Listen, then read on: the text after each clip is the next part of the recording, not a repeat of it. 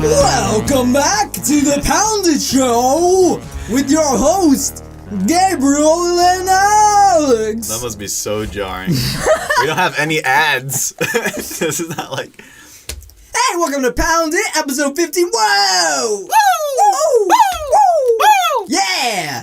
This is brought to you by Red Bull. Wow, I clapped hard. Think about everything. Think about everything you ever wanted to say to me. Throughout all the years. It's been wait, how many years has it been since we've known each other? 3 years or something.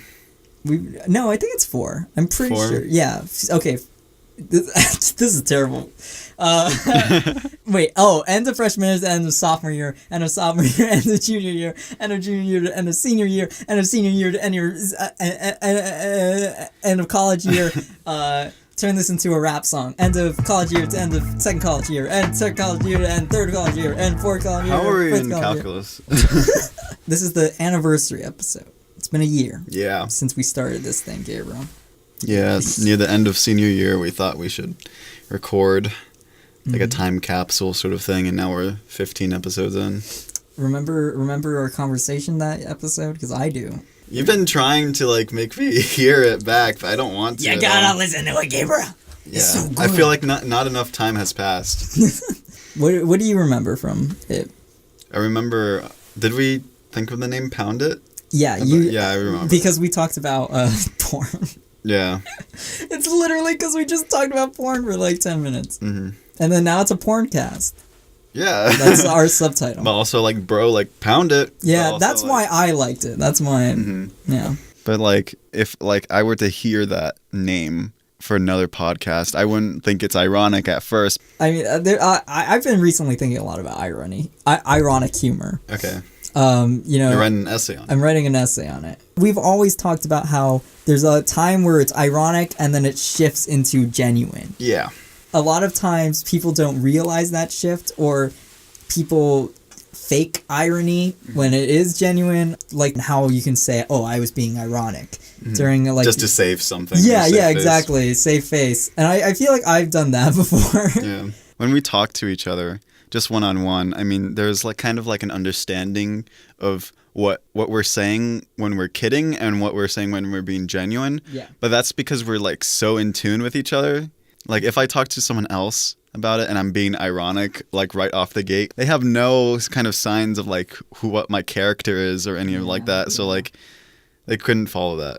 I don't even talk to anybody else. I just talk to you, and I blocked everybody in all of existence I've ever talked to, because I decided they're not worth it. Yeah, they don't understand my humor. Yeah. Fuck them.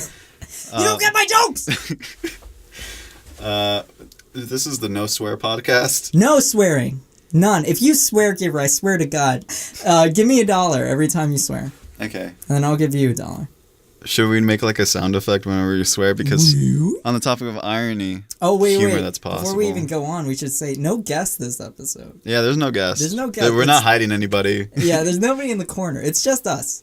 So classic. So duck off if you wanted to hear somebody else's voice. This is just me and Gabriel. This is classic. Back to the origin. Back to the good stuff. The good old days. Yeah. Let's make Pound It. I'm not gonna do that joke. All right. I can read your mind right now. You know what I'm saying? Woo! Yeah, the audience knows what we're saying. Yeah. Wholesome humor. Wholesome humor. I've tried explaining to you what I'm talking about. I don't get it. Okay. Okay. I'm not fine-tuned. What do you think wholesome humor is right now? When I explain to you. To me, wholesome humor is, it's not a dig at someone. It's not targeting someone. You know, it's not making someone feel lesser than. Mm-hmm. I always translate it dumb comedy, silly sophistication type of thing, because that's, to me, that's the best version of wholesome humor, because it's a lot of just jokes or cleverness around the ideas of setups and things like that. Yeah. It's no opinion, really. Yeah. And if it's an opinion, it's kind of like it's not like what everybody's talking about, or like it's like an opinion on ice cream or something. It's like I was almost cursed. He set up that F right there. It's like, screw you if you like mint. Yeah. That's I brought up SpongeBob. I brought up memes.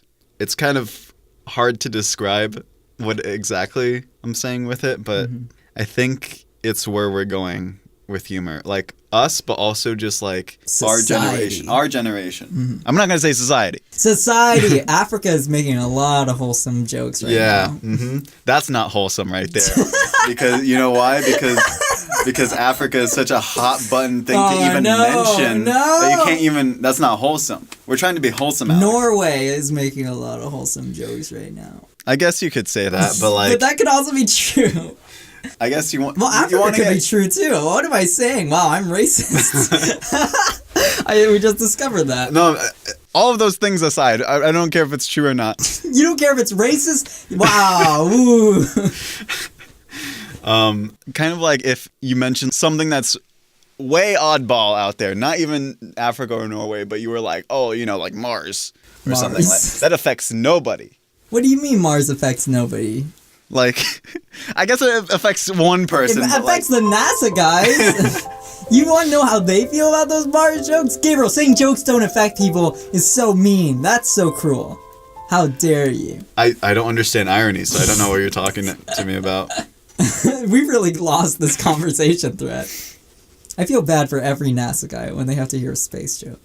A space joke? Yeah. Do you have a space Of course I have my space joke. Are you kidding me? You never heard my space joke? Okay, lay it on me. All right, so there's two astronauts, you know, they climb into a spaceship, right? And one astronaut is a Taiwanese American. No, he's a Taiwanese American, so he doesn't have an accent. Don't be ridiculous. This is all inclusive. This isn't targeting. He doesn't have an accent. You're stripping away his culture. No, but he has a Taiwanese flag. All right, well, you already fucked up there. Sorry, I swore. It's like, oh, give me $1. Give me $1, you son of a bitch. I don't have any money on me. What are you talking about? You said son of a bitch. Oh, no.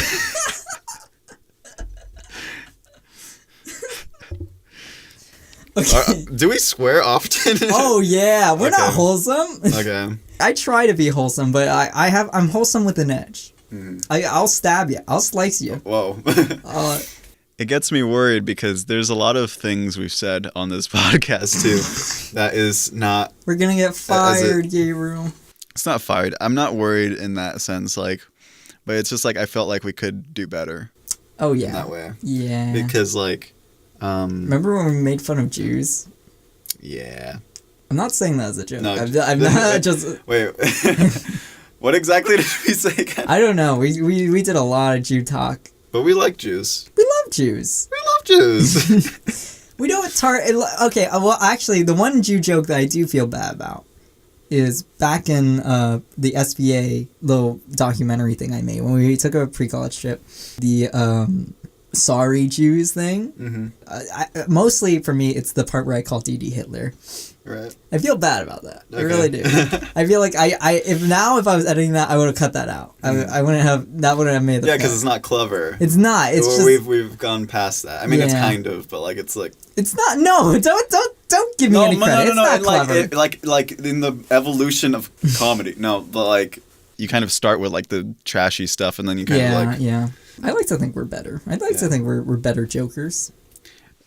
I feel like I'm getting a little more responsibility now that I'm like deeply inside art school now, and I want to bring up this difference between like having like a social responsibility with comedy versus being a comedy purist where all for the laughs. Like if it gets a laugh, you've already won. But like on the other end of that spectrum with the responsible sort of comedy, I guess I would call it, you're kind of doing it so that it's kind of like art in a way that you're disrupting the status quo or like all of that. And like I don't know where I'm fitting in there now that I'm becoming like an adult. Where do you feel like you're swaying right now? Like we're in the spectrum. That's why I'm bringing up wholesome comedy, because like if I'm thinking about like the stuff I'm going back to laugh at, it's not going to be like a South Park episode or anything like that. I'm going back to like SpongeBob episodes because like it was so clever. It wasn't like any swearing or anything. It was sort of commenting on those things. Like I'm thinking about like the episode where they did it on swear words, and it was just like dolphin noises in place of like cusses and stuff.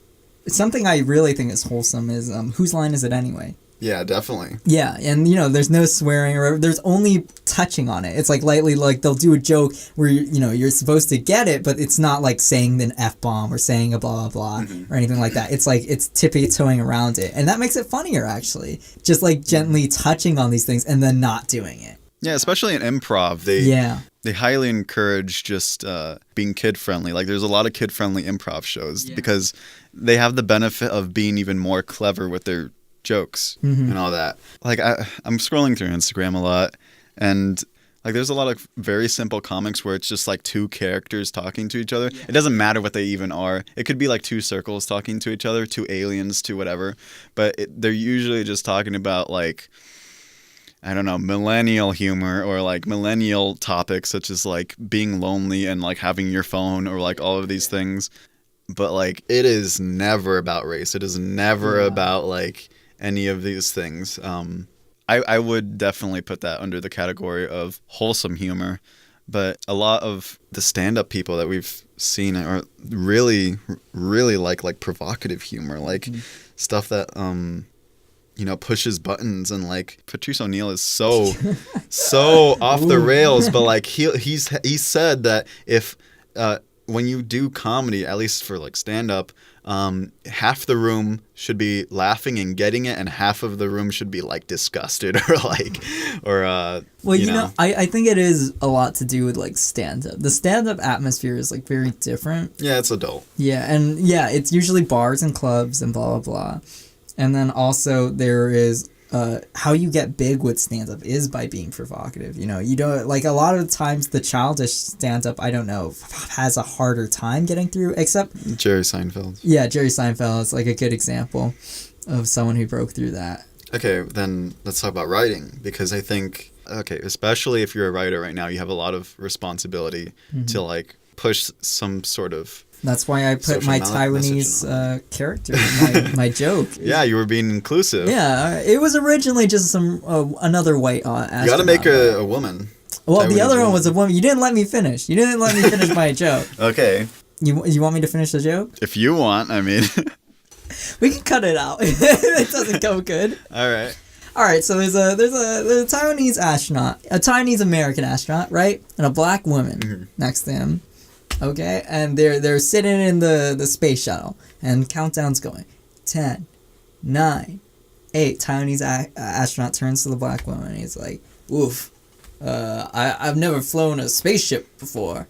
And the black woman turns to him, 7, 6, 5, and she's like, that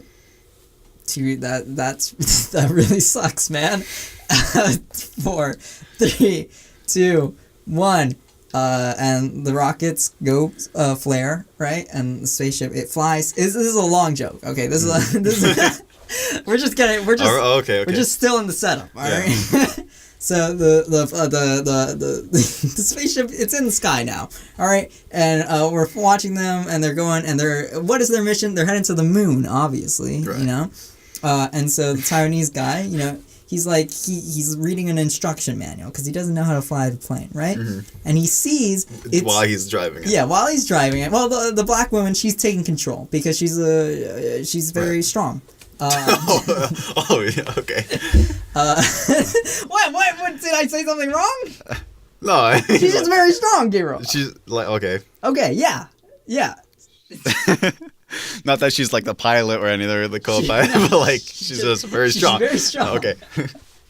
All right, so he's reading the instruction, and he turns to the back, and he sees it's written by the black woman astronaut right next to him, and he's shocked, right? What? I didn't know she wrote this. I should say something to her, right? So she's driving the spaceship. I don't know where I'm going. Is that what she says? Yeah, that's what she says, and then it explodes. Damn it. What was the moral of this? It's not over yet. Oh. Okay, this is still the setup, Gabriel. We're still in the setup of the joke. All right. So 5 years later, all right, there is a pilot, and he's the son of the Taiwanese astronaut, right? He never got to know his father. He was 5 years old, and now he's a 10-year-old pilot. Okay. And he's flying this plane, right? And he's trying to hit on a stewardess, and so he's like, "Hey, babe," and then she turns to him and she's like, "Don't call me babe. That's very disrespectful to me." And he learns a valuable life lesson in that moment. That's just a character beat for the story. Right. You know, we want to flesh out these characters. Are we still in the setup? Yeah, we're still in the setup. So he's flying this plane, right? And he realizes, I don't know how to fly this thing. Just like his father. That's not the punchline though. That's the setup. Okay, and he's like, I don't know how to fly this thing. And so he turns to his co-pilot or whatever, and his co-pilot is actually this European Scotsman. He's a European Scotsman. And he's like, you want to do his voice? You know this joke, right?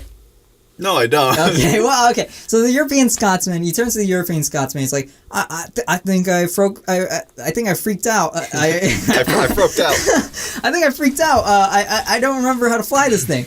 And so the European Scotsman turns to him. He's like, "Oi, laddie, don't worry about it. I got this." That wasn't racist at all. It's clean humor. He's just a character. It's okay. He's Scottish. He's Scottish. And he's like, "Don't worry, I got this." And he starts flying the thing. So they're flying the plane, and then they enter into a wormhole. They enter into a wormhole, and it takes them 5 years before. And you know why the old black lady crashed? She couldn't have crashed because she was strong. They crashed because of time travel, and he's like, "Oh!" The Scottish man's like, "Oh no!" And they crash right into the spaceship. Oh man! And it's not over yet. Now we're done with the setup. Okay. Now we move into the punchline. Which is, the Scotchman is like, "And I forgot to wear my kilt skirt!" Oh! You get it? Hell yeah. I don't know why you let me do this thing. You're so deep. You remembered your whole joke? It was not improvised at all? That was like 10 minutes long. I didn't want to, ruin your mojo. We could tie it back into the conversation right quick. I don't know what that was. I felt Gabriel, I had so much anxiety telling that. I had no idea where it was. Well, I understand, it's a high pressure situation being in the spaceship all that time, and then having to go back in time. Yeah, the fact that has two separate parts to it, it gets really hard. There's an A plot, B plot, and you remembered it all. I know. Thank you. I'm dying. Why do you feel so ashamed right now? Because I'm imagining someone listening back to it and just thinking, what am I listening to? I mean, if they stayed with us this long, I feel like they should get used to this bullshit. Hey, whoa! You kicked my mic. Get your phone Bull away from molasses. me. Sorry, I keep kicking your mic. Was that wholesome? I don't think so. What was not? Okay, I think there's some wholesome things about it. Okay. How awkward and how honest you're being about how anxious you're improvising a really bad joke that is not a joke. This is why I can't be an improviser. What do you mean in that way? Like improv? I don't think I could ever really do improv. Okay. Well, you tried in NYU, but then... Yeah, and that failed completely. I mean, we have a very niche sense of humor, and that's what I'm, trying to get at with the wholesome thing. Is, it is being ironic like this, isolating to people. Definitely. Us being our genuine selves, just this story and how it collapses, and we like the pathetic nature of it. I really like it. But I think it is us being true to ourselves. I think there is quite a few people who like this type of stuff. You convinced me a long time ago that I shouldn't be aiming for that large of an audience. Yeah. I like the small audiences. I like my dream of anything would be like to have the type of audience like a Harmontown audience, a dedicated audience who is not that big or anything. It's like a small little community of weird people. Like, I've heard this thing that if you're writing for film, you're going for a way wider audience than when you're writing for TV. And when you're writing for TV, it's like a niche that you're going for. Like, you've thought about that, right? And yeah, definitely. Would you much prefer doing TV writing? I think I would. I think I'd like TV writing more. With TV writing, especially the fact that it's long formatted, you can really change characters, you can really change things, plots, and things like that. Like, if I were to ever make a feature film, it would be extremely ambitious in terms of arcs and, like, what the story goes. I love the idea of mid-shifts in films. Whenever it happens, I love it. Like, Burn After Reading has a great one where Brad Pitt just gets shot in the face, and he dies, and then the film, like, changes completely. Yeah, I love that. Yeah. Like, the Coen Brothers do it a lot in their movies. They have, like, a mid-shift or something that changes things. It's like, these moments are like, what just happened? You know, that's what I would do if I were to make a film. I could tell my story now, after doing a whole improv bit. Okay. Welcome to Alex's Breakdown of the Week.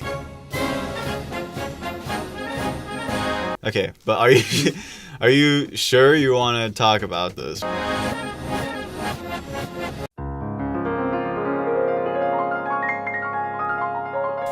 Mid break, we had a little break where we talked about our emotions. I told Gabriel about Jesus Christ and how much he matters to me. Wow, that is so insincere. That why are you lying to the audience? No! We're trying to be wholesome. Cut it out! I told Gabriel about how much Jesus Christ matters to me. It's just the same thing over. Shit! Cut! Okay, that got me. You got a pass. So I had a weekend adventure, where I experienced a wonderful thing. I experienced hell. I saw Satan. This is like the most worried I've heard Alex in a while. I didn't know anything about this until like he just randomly called me. And he was just freaking out. It sounded like he was crying. Wait, really? Did it sound like that? Yes, it did. Holy shit, really? Wow, fuck. Yeah, I'm rattled, man. I'm freaking rattled. All right. I'm like a skeleton. Rattled. The ribs just like playing off each other like a xylophone and all that. And then so that was your grabber. What did you do? What did you force yourself to do? I decided to take a trip. So there was a girl, okay? I'm telling you with my eyes. I'm not going to say names. You know who I'm talking about. Yeah. You know because I told you already. Right. I wanted this to be a good bit where I could be like, who am I talking about? Huh? You fucking, fuck you. I mean, damn it, $1. So yeah, there's a girl that I basically had an on-again, off-again crush with during high school. And I became really close friends. I felt very intimate with them. And so I kept feeling feelings, and I kept feeling drawn back to them. And eventually, though, we moved away to college and things like that. I thought maybe I should just, like, remove this person from my life. So that way... Just bottle it up. Yeah, no, because, like, just cut off the wound and move on, or whatever, right? That's what usually people tell you to do, it's like, oh, just, leave that behind, keep going forward. So I had a whole period where I blocked this person or whatever, and then, I felt, I honestly, I did feel better, as mean as it sounds. And then I felt a little bad, and I was like, I'll unblock them. If they text me again, I'll respond. And then they text me again. They texted me like, what the fuck? Why aren't you talking to me? You fucking asshole! Oh, I didn't know that. No, yeah. Wait, just like randomly, Yeah, because I texted them a message before I blocked them. I was like, I don't really want to speak to you anymore. it's a little too much for me. And so I blocked them. And then it was like 3 months later, I unblocked them. And funny enough, right when I unblocked them, like a week later, they texted me like, "What the fuck?" I'm exaggerating. I really like that. I really like that. Was it like an ironic no poke of that, or was it like genuinely? It was like a genuine, like, I could tell genuine anger and frustration at my choice. Okay. And it actually made me feel a little better. I was like, oh, okay, this person genuinely like wants to talk to me and feels like hurt because I cut them off. Yeah. Usually when I'm in that situation, I'd like to mutually, come to an understanding. I thought I kind of did, but I didn't want to go too far in depth with her because I've done conversations with her before. I literally had like an hour and a half conversation with her about when I told her I liked her. So like I've done a lot of this before, and so for me, like at this point, it was like I gotta just slice and dice. But yeah, so to see that they cared about me meant a lot, or like that they wanted to talk to me meant a lot. So I decided like, okay, I'll keep talking to them. I'll keep being their friend. And I was like, I can do this. Alex, you got this. You can do this. You can just be someone's friend. You don't that. Screw everybody else. Everybody else. They think it's like being a cock. Being a friend, what is it called? Friend zoned. Friend zoned. Yeah, it's like, and I'm like, no, I'm gonna just accept. I'm gonna accept that I'm their friend. Mm-hmm. I'm gonna be a great friend. And there's gonna be no repercussions. No problems. No problems. I'm gonna be the best friend I can be, and it's gonna be so good. Everybody's gonna look and see how good a friend I am. Wow, they are such good friends. I'm so impressed by their friendship. And then back to now.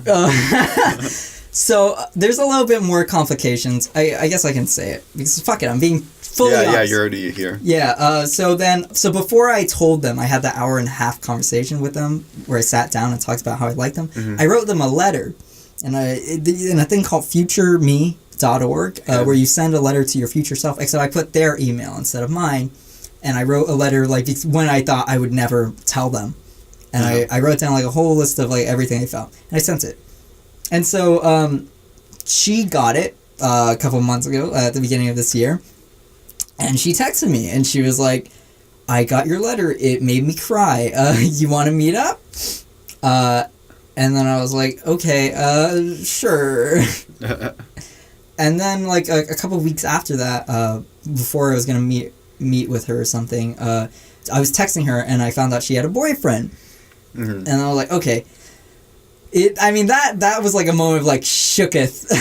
Yeah. I hate to use that word. Okay, so you did this letter and then it got to her already, and you poured out your soul, and once you got like a confirmation from her, sort of, that she like felt something and like cried and like immediately wanted to like see you. Yeah. Like that would be like an affirmation, like okay, maybe she wants to do something again, or like. Did he have the expectation? Of course I did. I mean, come on. Yeah.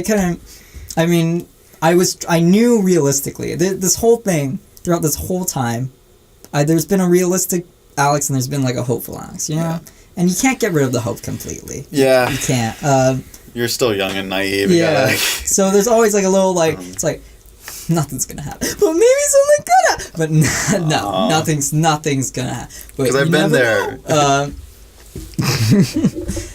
So yeah, and then when I found out she had a boyfriend, it was like officially like okay, and I felt so much pain at that moment, probably a little bit more than this weekend actually, at that one moment when I found that out. Mm-hmm. Just because it was like I've wanted love or something for so long, and like of course she has something right now. Yeah. And like I'm here just like nothing.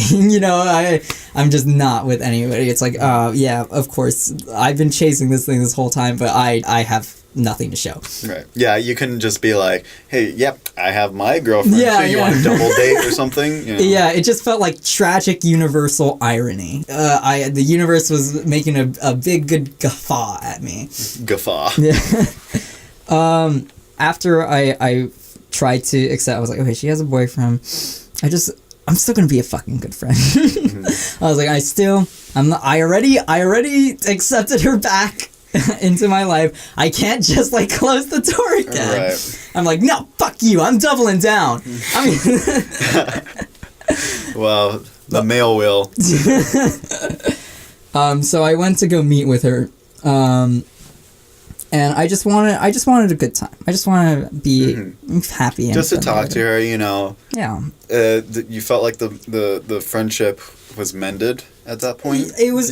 Well, I think for me, this moment, like us meeting again, would be like the mending, you know? Mm-hmm. So we met, and like it was a good time. Like we saw Mary Poppins Returns, plugging that movie for, you know, all the people out there.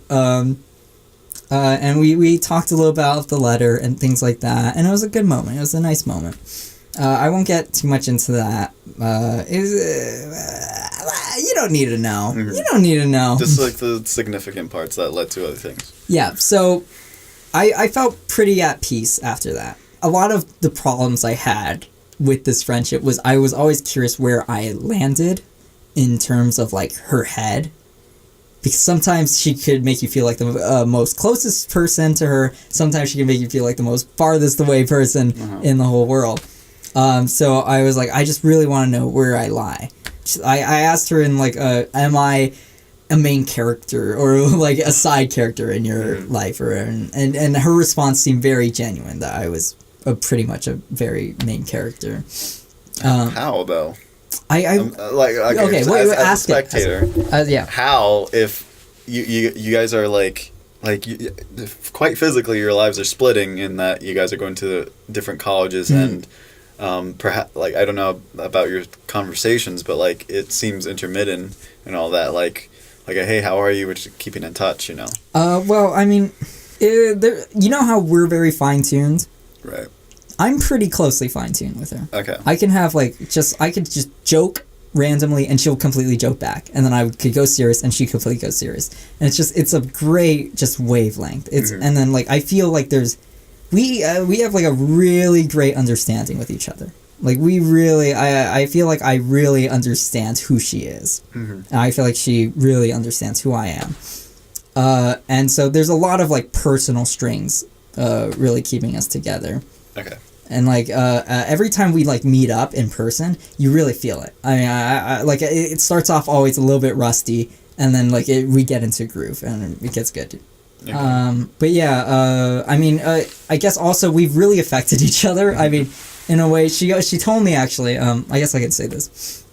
She told me that the only reason she's with her boyfriend because of my ideas of love and how I've talked to her about love and things like that. Okay.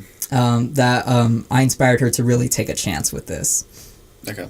And I mean, it hurts, but it is also good. It's like I'm doing something good for her at least. I'd also like to keep her perspective in mind because she just. Yeah. I really. She's a great person. I don't want to be rude. Yeah, of course. She needs to be happy, you know, and like if that doesn't necessarily include you, I mean. Exactly. It's like you guys are like. I've always talked about this, that with you I've said this. I said it on the phone call when I called you. I'm the villain of this story. I'm not at all, I'm not a good person here. Right. And that's also what hurts me. It's like that's why I didn't say anything on the trip when I was with her during the weekend. We'll get there. But I was like, I closed it off, I just left, and I just did my own thing because I was like, I'm not going to tell her, like, all this shit anymore. I'm not, because it's just going to hurt her right now. She's having an actual great time over there. Right. You know, I've had this problem for a long time, actually. I don't know if it's actually a good thing, but for me, whenever I see someone really having, like, happy, I just can't. Do you want to drag them down with you, or? No, I never do. Okay. Like, when you were dating and it made me feel uncomfortable. Well, bleep that name. Yeah. When you were dating that girl, and I felt uncomfortable and a little bit weird about it, I never told you. I never said it. I did feel that though. Yeah, but I never wanted you to us to actually say that or anything like that, because I was like, it's your thing, you know, you're doing your own thing. I don't want to fucking step on any of your happiness toes. So yeah, and then skip a couple months. The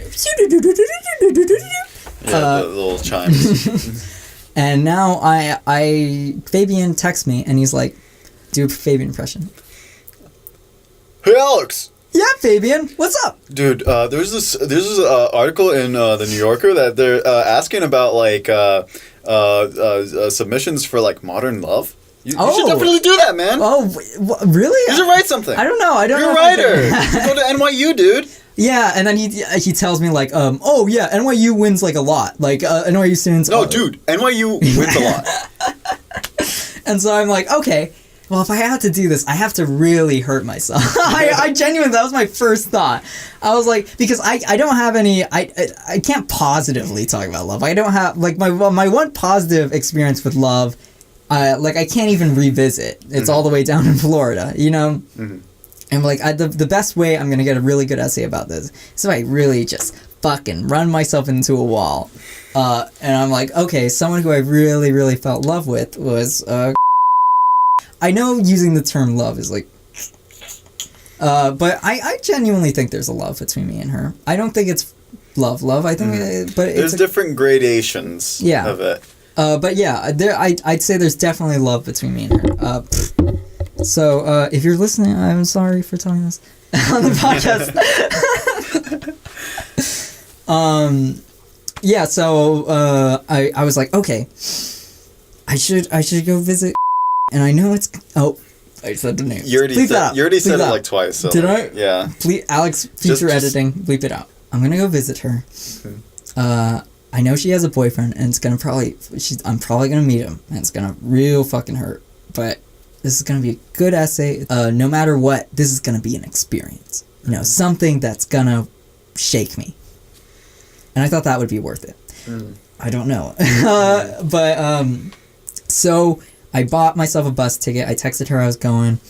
She was very excited. It was very good that she was very excited and very happy. And then, like, for, like, a couple weeks, because I bought it, like, a month in advance, she didn't say anything about her boyfriend. I was like, oh, maybe it's just going to be a week in between us. Maybe I don't have to worry about that. Mm-hmm. And then, like, a week before, she's like, would you mind meeting... Oh, wait, I shouldn't say names. Fuck! Shit! Jeffrey. Would you mind meeting Jeffrey? And I was like, oh fuck, I'm gonna have to meet her boyfriend. A part of me was like, I could say no, but that won't be a good essay. I'm like, if this is for the essay, if I really mean this is for the essay, I have to say yes. Right. So I was like, okay, yeah, sure. So I'm on the bus ride, and I'm starting to have a mini panic attack. I get there, and I open the Uber app, and I can't even press the call Uber button, because I'm so shaken. I'm like, oh, I don't want to do this anymore, I don't. And then I go there.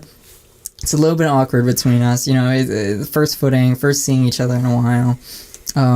And I'm also very reserved throughout a lot of this. Because I don't, whenever I see her nowadays, I don't want to just leap into it anymore, you know, like I used to. It's like consciously like protecting myself a bit, you know, it's like I can't let myself feel something right now, you know, just hold back.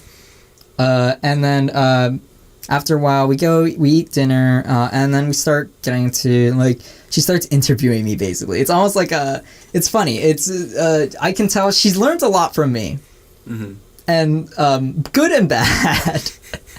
So I'm very much why do you think I have this podcast? I love interviewing people, basically. I love, like, just asking people, like, very direct questions and poking at them and seeing what comes out.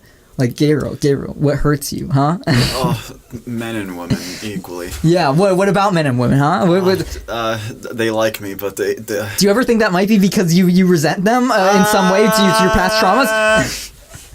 Yeah, I mean, I want to get that eventually in this. Talk about, like, why you would even talk about this, too. I think a lot of people would never even... Oh, yeah. They wouldn't even tell a friend. Well, actually, I didn't tell... Okay, I should mention, I didn't tell you. I didn't tell Fabian. I didn't tell... Like, I told Fabian I'd go on a trip. I didn't tell him who with who. Right. And was this all, like, by yourself? I didn't tell my family. I told them I was going to go visit some friends. And I said, oh, yeah, I'll go to Baltimore. I'm going with Micah. I told them that. I lied to everybody about this trip. That's a big detail.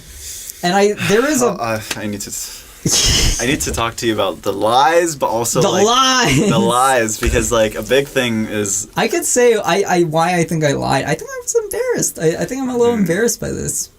Okay, now if you're embarrassed about that, but also talking about it on a podcast, you know... This is like, healing, Gabriel. Yeah, it is healing, sure, but like, I don't know, just like, this is so funny as like an ulterior motive, like, you doing this to get like, essentially like into a very emotional state so that you could write a good paper on this. yeah. I don't think you even care if like you get the New Yorker thing or not. You just want to get into like a place.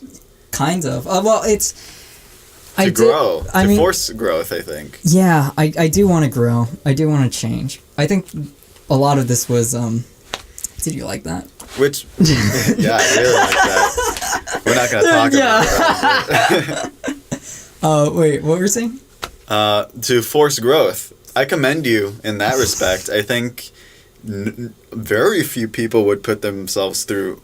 It's not suffering, but I'm just going to use the word suffering in that way. I heard recently that Nietzsche would be like, oh, I would wish upon like those I love and all that suffering so that they would learn from their experience and they would become stronger people in that way. Yeah. And I found that very interesting. So like in this case, like, damn, like that's a lot.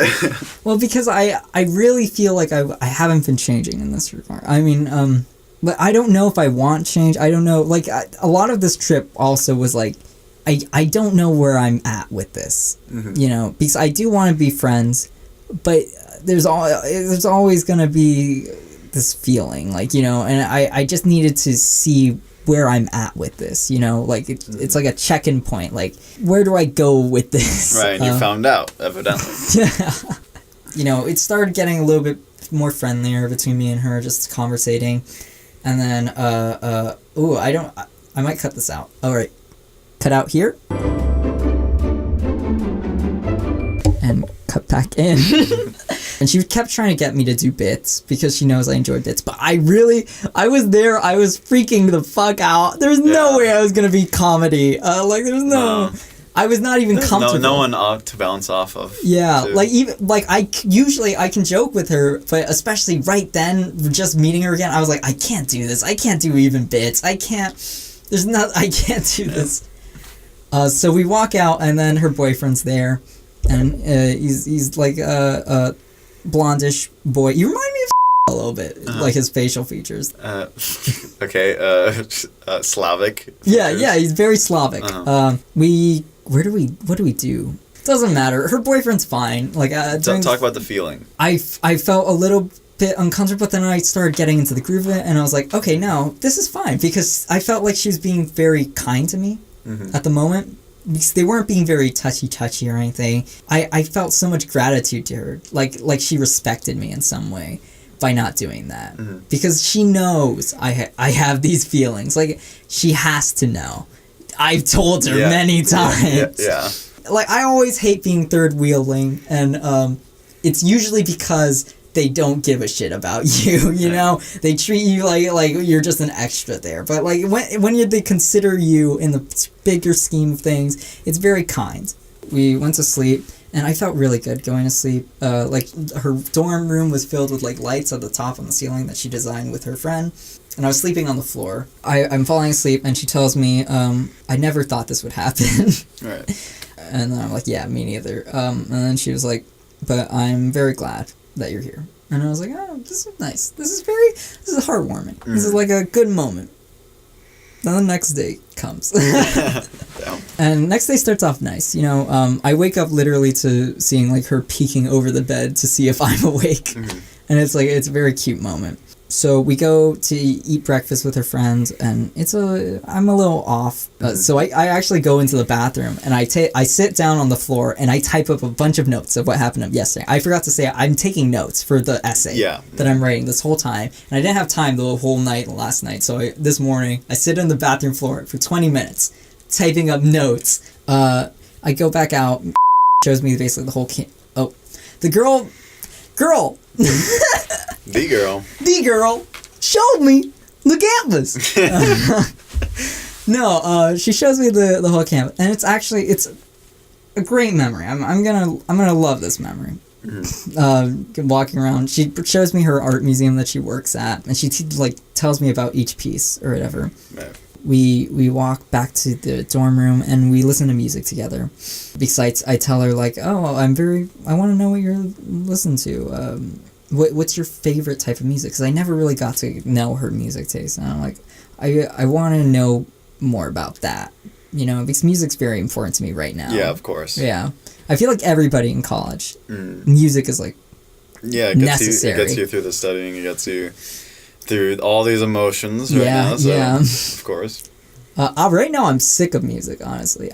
Because during, these last 2 days after this trip, I've been just, trying to narcotic myself to, with this It'll music. come back. It always does. So, we're listening to music, and we're just lying down next to each other, and it's a very sweet moment. You're talking about, a lot of significant moments. Mm-hmm. I mean, I know that it's kind of, a romantic mentality, but not in a sexual romantic way. It's kind of I'm actually surprised. the writerly mind. I didn't sexualize her the whole trip because I guess we should mention she's a very attractive, very She hot.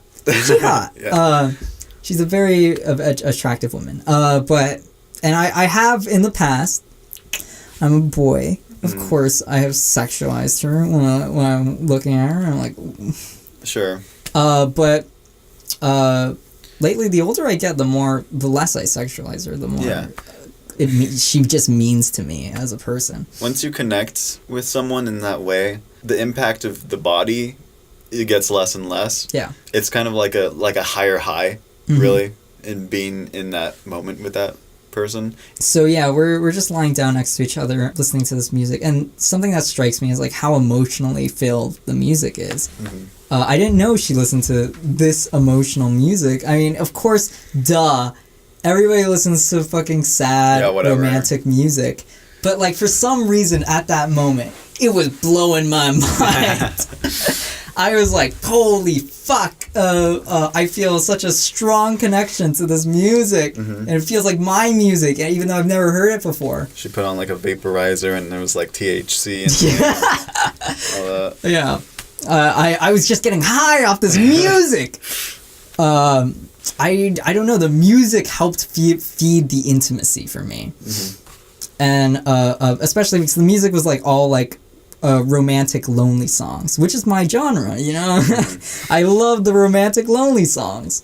Yeah, I'm a very lonely person. I don't expect everybody to listen to songs like I'm alone and I'm waiting and I'm waiting and I'm alone. That's my version of that genre. But also you would be the same person to say that these feelings are not unique to people. Yes, exactly. That everyone has these universal feelings of loneliness and depression and all that. But for some reason, I wasn't expecting it, and that just affected. And then I remember I was leaning closer to her and everything, and our shoulders were touching and things like that. And I was like, I like this a lot. And then I started realizing I think I'm starting to feel something right now, and I'm like, this is bad. Yeah, and this then definitely sounds really immediately bad. When she mentions I think we're gonna meet up with my Mr. Boyfriend in 20 minutes, and the mood of the atmosphere just completely shifts, and I completely shift. I literally turn. It's almost okay, you did a motion there. Cinematically, just you're already sitting next to her, and then you kind of move slightly away.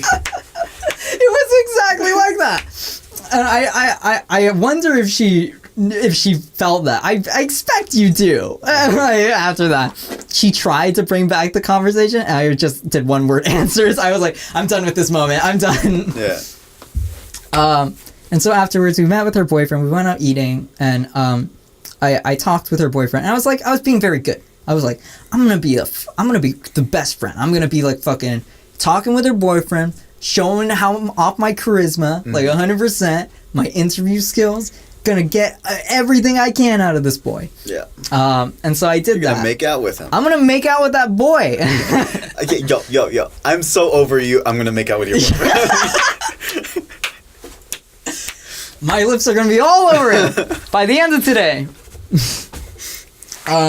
So I'm talking with her boy, and I'm just like, yeah, this is very good. Mm-hmm. Then we go back to her room, and like we saying like, oh, let's go to the game room, right? And then she lays down next to her boy, and she starts playing her music again, and it's the same music that we were listening to. Mm-hmm. And then she's like, actually, do we need to go to the game room anymore?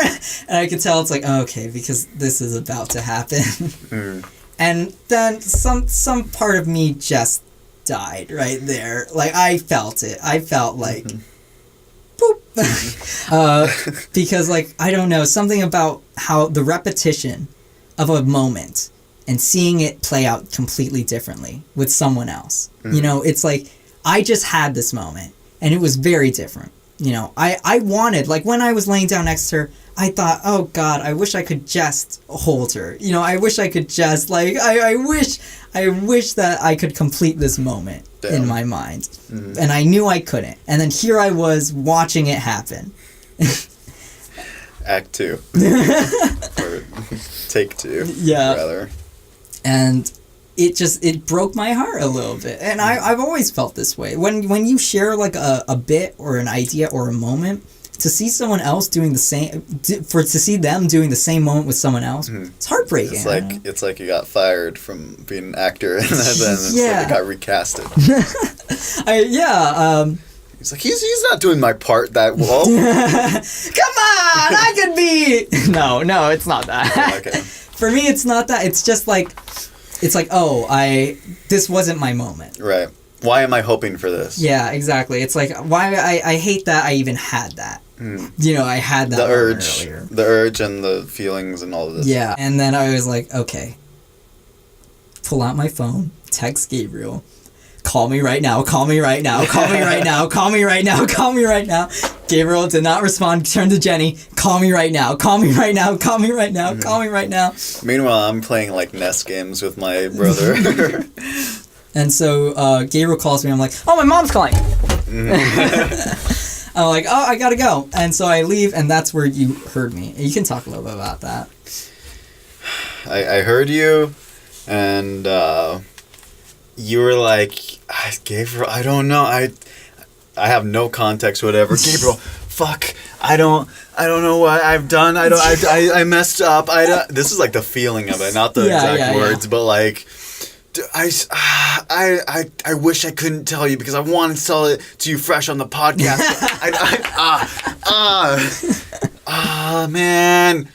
Man, I fucked up. Man. No, it's more like, man, I fucked up. I don't know what to do. Gabriel, I don't. I was speaking it on. I thought that was kind of funny. That's why I kept doing it, but I was feeling like that. Yeah. But it was high pitched, but also like on the verge of crying as well. Yeah. Because I couldn't be in that room anymore, man. I couldn't be in that room anymore. And I mean, to be just, to be, you know, really, really honest and ripe. I mean, she has a good boy. It's not about him. It's not like, she's living her best life. I saw her life, and I'm like, I actually for once think that her life is good. Like in Dash, I don't know, I felt like it wasn't right for her. I felt like I knew her, and I didn't think that she was having like the best time, and I didn't think like the boys and things like that she was trying to get involved with. I was like, I don't know, but I wanted to support her in Dash, so I tried to do that. Not about our boy. Like, I thought that was a good choice, actually. I honestly thought they would have been great. I'm surprised. But, like, after that, like, when I became really good friends with her, right. And he actually reminded me of, like, people I knew in middle school. And I was like, this is good for her. I wish I could be happy for her. I wish that as, like, an outside person just looking on without any attachments whatsoever, being like, you could get into that mentality, kind of, but, like, you still feel, it's like, yes, I like, logically, this is good for her. Yes. I should not be feeling these things, but like I just do, and I need to escape this room right now. Yep. And so that's why I called you. And then I guess we could skip over the back and forth of me going in the room, getting my shoes, having you call me again, and being like, "Oh, Jenny's calling me." Right now I'm just consoling him, like, yeah, damn, getting all this information. So I tell Gabriel everything. She calls me and she's like, "Where are you? I've been looking for you. Are you coming back?" And I was like, "Yeah, I'll be back around 10." Mm-hmm. And she's like, "Okay, yeah, just take your time."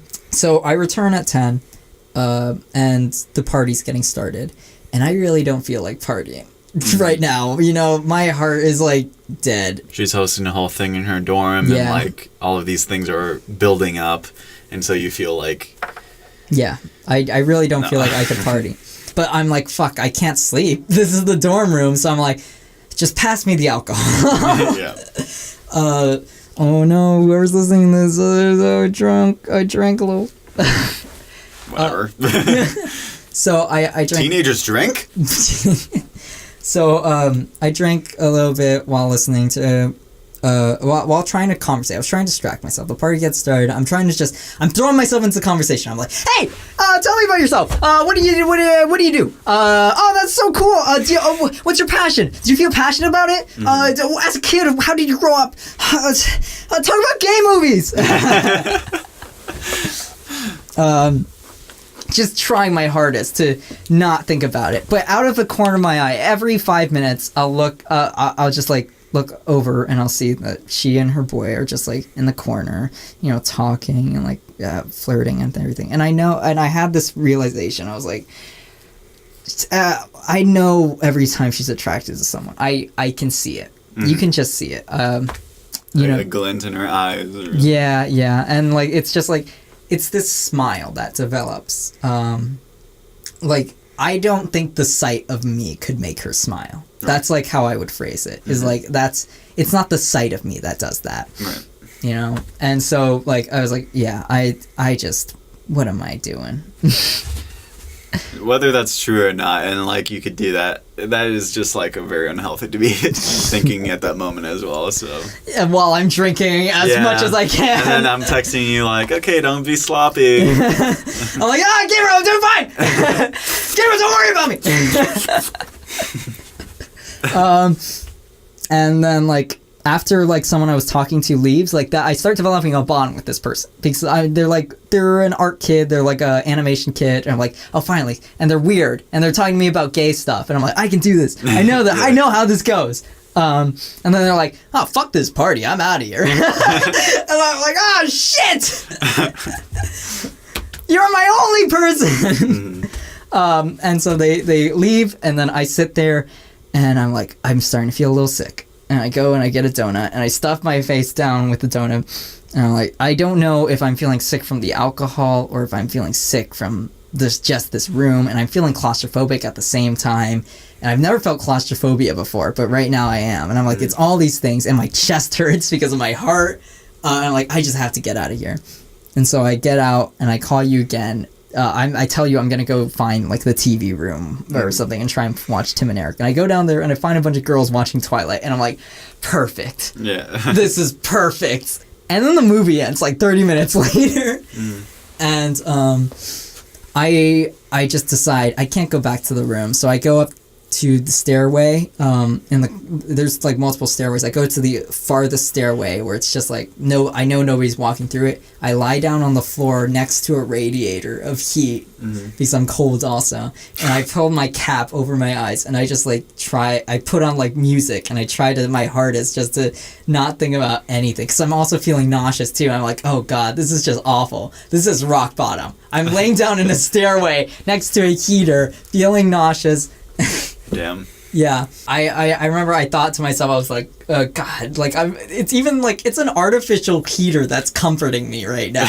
It's like it's not anybody like hugging me or something. It's the like, warmth of a machine will lull me to sleep while I'm half drunk. I know, because I was like, I wish someone could just give me a hug right now. I just really need a hug, and the best I can do is a fucking heater. It's like so sad. It's just so sad of a moment. Right.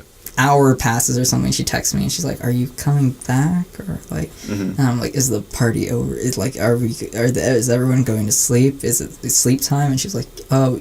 Like, I feel like she kicked everyone out at that moment. She's like, yeah. And I hear the door open and close. And I'm like, okay, I'll go back. And so I enter, and no words are spoken, really. I just enter. They try to joke at me. And I'm like, yeah. And I just go and I lie down and I just try to go to sleep. And then I wake up at 7 a.m. actually, and I'm feeling nauseous as fuck. And I'm like, what the fuck is happening to me? Is this what alcohol does? Yep, that's what it does. Because I've taken, I've drinking before. It's like 1 hour of like, all your problems are solved with bliss, and then like the next day you feel like shit. So I left the room completely. Everyone was still sleeping, but I was like trying to figure my shit out. And then I come back, and now it's like 10 a.m. They're getting up, and she's like, "Oh, you want to go get some breakfast?" I'm like, "Sure." So we go to get breakfast. We're barely speaking. She's trying to do jokes, and my brain is off, but I'm just still spouting. You know, I'm just like, yeah, but And then we get to the cafeteria, and like, I wasn't feeling like throwing up until I saw her. I do think it was the alcohol. Don't get me wrong. Right. It was definitely the alcohol. But I also think a little bit of it was psychosomatic. I think a little bit was like me just feeling sick from being around her. Sure. I think so too. And so, like, she looks at me and she's like, "Are you okay?" or something. I'm like, "I'm feeling a little nauseous." And she's like, "Oh, the bathrooms are there. Do you need it?" And I'm like, "No." Yeah. I get up and I'm like mid puke too, and I rush over, I go into the bathroom and I just puke into the bathroom, the toilet, and I sit on the floor. I sit on the bathroom floor, which is now a motif of this story. Just sitting on the bathroom floor. It's like, fuck. We're wrapping up now with this story. Yeah.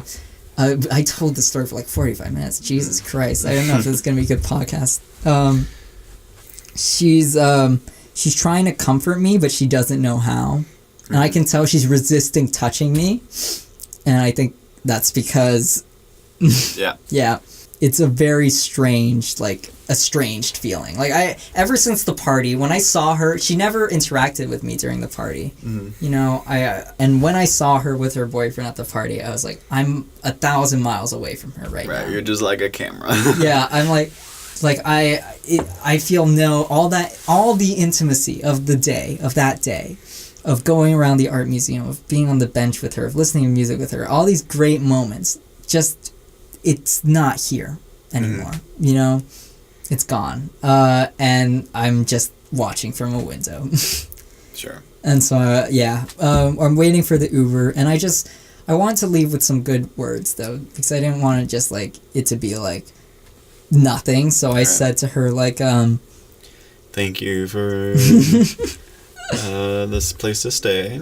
I said, what did I say? I said specifically, like, I hope I didn't bother you or anyone when I left last night.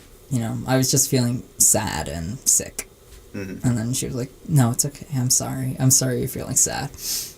And I just say, like, you look very happy here, and you know, Damn. And then she's like, "Yeah, I am happy." I'm like, "That's good. That's really good."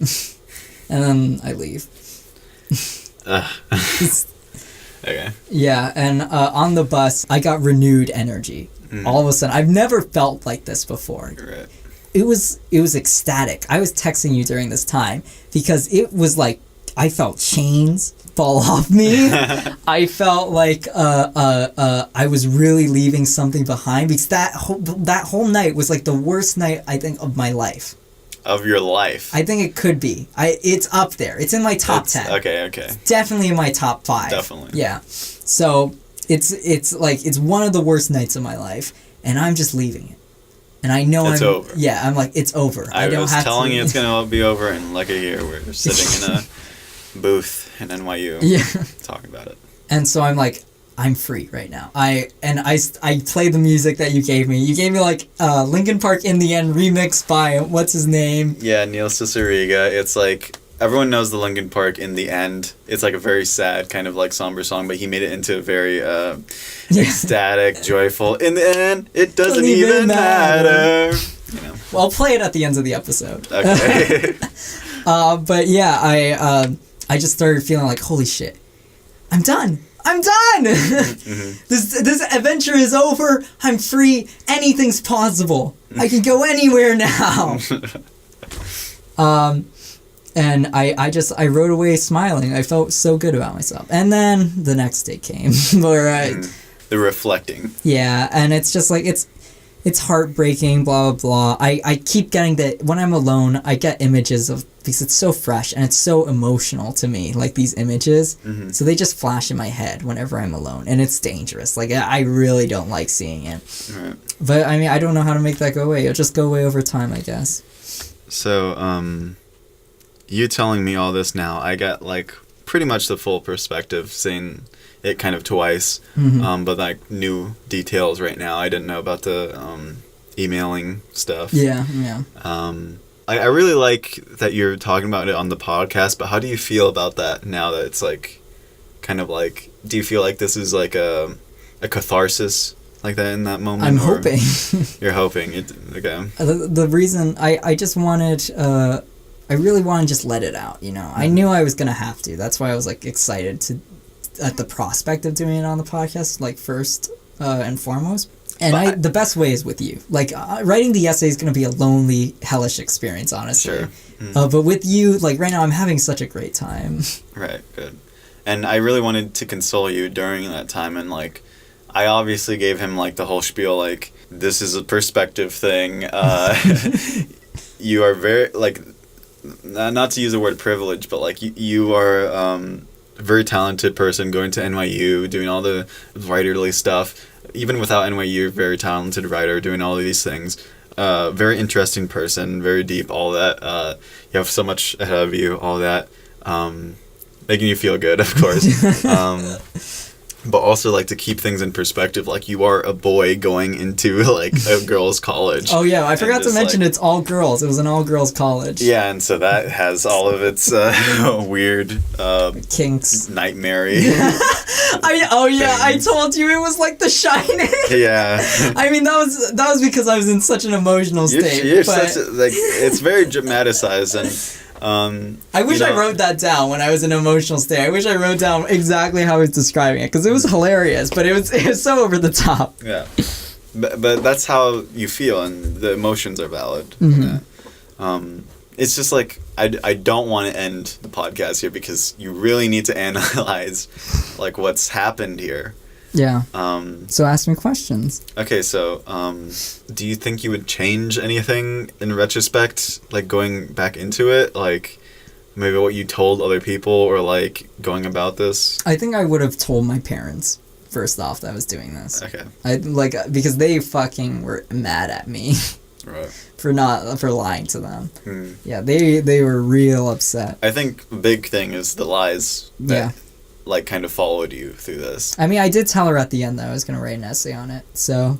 Oh, well... Yeah. Okay. How did she feel about that? She was just like, great, you know? Oh, okay. Because, I mean, I didn't make it sound... Like, when I'm saying it, like, here, like, it's true, the idea of this trip did stem from an essay. But when I was telling her, it made it sound like, oh, I'm going to write an essay on the trip. But, no, yeah, the essay came first, and then the trip.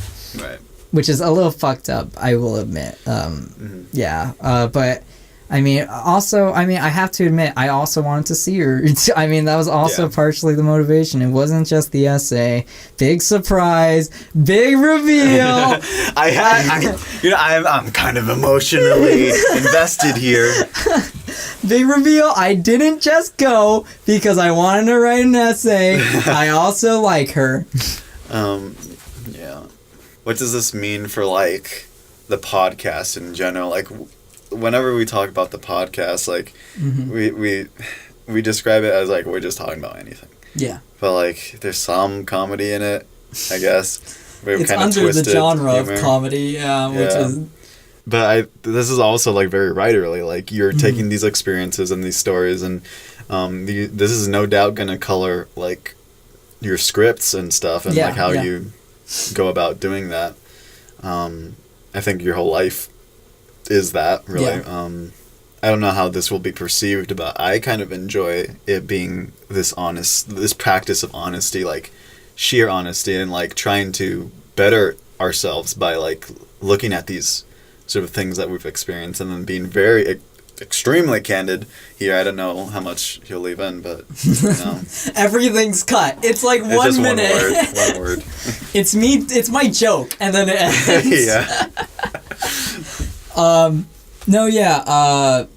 I want the podcast to be more like this. I want the podcast to be more revealing of ourselves, because I feel like lately we've been taking it away from ourselves. Yeah. We've been like trying to be more host-like, you know. I mean, sure, with a guest, like, you know, there's some part of you that has to be a host and like ask these questions, but I do think like we should tell these truths. You know, I have been experiencing this for like the last year. And I haven't spoken about it on the podcast. The podcast has been running for a year by now. And that's ridiculous. That's redonkulous.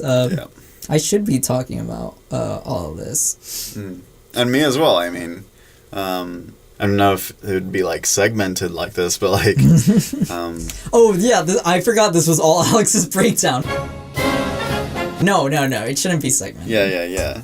Just like your record on the internet and like what you say and what you do. It's just going to be there, like, forever. And, like, I think the big thing about it is the honesty of it all. Yeah. And, like... That's what matters to me. And what I'm trying to get at is being candid now allows you to be candid for the future. Mm-hmm. Like, when I do point out that you've lied in when you went about this trip and stuff, like, I don't mean it to sound like you were being, like a bad character or whatever. It's just like it was really like my parents were surprised I did this. I lied about this trip because I you know, I'm a very honest person. Or I like to be so. I'm very upfront about things, but like I don't know, there's something about this trip that was very so personal to me, you know. It was like, it was... You didn't want that to be in a conversation you didn't know. Yeah, I didn't want to tell any... I didn't want to have to explain. Now, perhaps that should have been, like, a thing to look at before. Why don't I not give a shit about this right now? Why do I have to sacrifice something inside me that I need to be dishonest about it right now? Not to say that to not lie all the time, but, like, I think honesty is the best policy, and I've been trying to hammer that in my own life, so... I mean, I kind of been lying about this part of my life for so long. I mean, the fact that I didn't bring it up on the podcast, I personally feel like I was not being fully honest with the audience. Well, who cares about the audience? But but also, like, this is a big part of my life, this relation I had with this person. And I've been, like, just kind of keeping it down. I've been just, like, trying to pretend like it was nothing, you know? And I don't want to do that anymore, you know? I want to admit, it was a big part of my life. I was... Because I was keeping it down because I was so embarrassed by it. You know, I was so embarrassed by the fact that I couldn't let this thing go. Right. You know, and, like, my biggest fear about, like, doing something like this is the fact that I don't let it go. You know, that, like, 5 years from now, we're having a very similar conversation. Right. You know, but, I mean, I have to communicate this so that way, hopefully I'll see change. And then hopefully... Yeah, you'll be taking responsibility for your actions in that way. Yeah. Because if the trail doesn't, you know, if it's not valid, then it doesn't, you know. I just want to, like, have this section so that, like, when editing Alex goes back into it, I mean, I don't know, I want you to feel, like, almost empowered to, like, listen back to it and be like, this is, like, who I am. It's almost like coming out, but, like, not really, you know. No, this is my coming out story. It's just as important. It's just as important. You know. I liked a girl, okay? And I'm going to be honest about it. You know. I know everybody doesn't want to believe it. You know, everybody just wants to me to say no. I didn't, you know. No, I'm over it, but I did. Okay? I did. And part of it's not taking yourself too seriously about it, because we're mature enough to understand that it's just like a segment of our lives, and just like our troubles are nothing compared to like Yeah. anything else. This is just what we're talking about right now. I really got some perspective. I was riding on the train. I hate to keep going with this episode. We're going to have to cut this off very fast, but let me finish this. Okay, I was on a train, and a older woman came up to me. She sat down next to me. I was feeling really shitty, too, because I was, like, just so much in thought about, this weekend. And, like, she sat down next to me, and she was shaking, and she was like, oh, my God, I'm having a panic attack. And I was like, what's going on? And then she started telling me the story about how her mother died, and how she can't get back to Washington, and she doesn't have enough money for the train, the Amtrak train, and so she doesn't know how she's going to get there. So she's heading to New York to hopefully find people that she knows and like get money. And I thought it was going to be another scam. I thought it was going to be like another one of those people who like the homeless people who were like, please give me $1. I need it. Yeah, the pity story, so that way they can get money from me. But she never asked me for money. And I realized at the end, she said, thank you so much for having this conversation with me. And like that. Okay, that's more significant. You should definitely put that in your paper. Yeah, I'm thinking that's how I'm going to end it. Because that validated me saying this on the podcast. That validated me being honest about all of this for me. Like, that was like, oh my God, we all just need compassion and understanding. We all just need someone to listen. We all. And I throughout this, I don't want to judge you at all because obviously I'm your friend. But like, I hope like other people listening back onto this are not going to be like, what an asshole! They're going to think they can think what they think. But yeah, like, it doesn't. Going forward with this podcast, we want to like have open-minded about all of these things, about all these ideas. So, and that's it, like that really affected me. Was like, oh my God, she really just needed to tell someone. She just really needed to unpack this because it was killing her. And like, yeah. Yeah, that's a pretty good wrap up for like going back on the train. Well, that was the train today. Oh, okay. Yeah, I could change some details for the essay. Don't worry about it. Okay. How is the New York Times gonna know? Listens to this. Okay, so we accepted your application, but we're gonna listen to all your podcasts beforehand. All right, and with that, everybody, we're gonna leave you off with the end playing. You hear that? Wow. Ooh. That's some sick. Whoa. Ooh, listen to that lyric. In the end. Nope, you're too early. Oh. It's not yet. The chorus is. I'm gonna have to sing this off now. Okay, right? You're making it so hard. It's on purpose.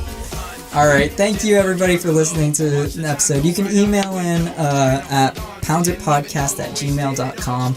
Any of your thoughts. If you think I'm an asshole, please email in. If you have any thoughts about my story, or if it made you think about anything that's happened to you and you want to share it and express it, like, please do. Like, definitely, if you're listening to this podcast and just like not interacting with us, that's fine too. But like, we would definitely encourage you to just like reach out to us because this is so small. Yeah, it's just like, very niche. We're very open to talking about these subjects and conversation. Like, I know people in the past have reached out already, and like those moments are like very precious. Yeah, definitely.